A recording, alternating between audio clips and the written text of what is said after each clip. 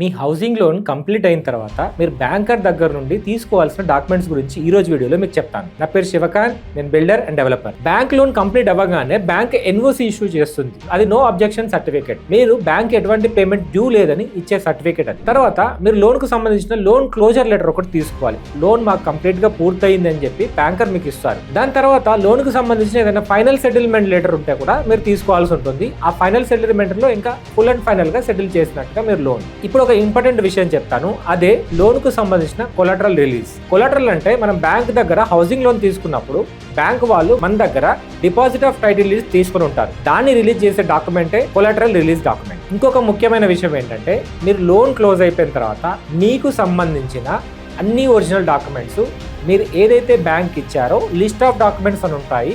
ఆ డాక్యుమెంట్లో ఉన్న డాక్యుమెంట్లన్నీ మీరు ఒరిజినల్ బ్యాంకర్ దగ్గర నుండి మీరు తీసుకోవాల్సి ఉంటుంది. చాలా మంది లోన్ క్లోజ్ చేశాం కదా, వాళ్ళ లోన్ అయిపోయింది, ఎన్ఓసి వచ్చింది అనుకుంటాం. కానీ మీకు సంబంధించిన ఒరిజినల్ డాక్యుమెంట్ ప్రతి ఒక్కటి మీరు తీసుకోవాల్సి ఉంటుంది.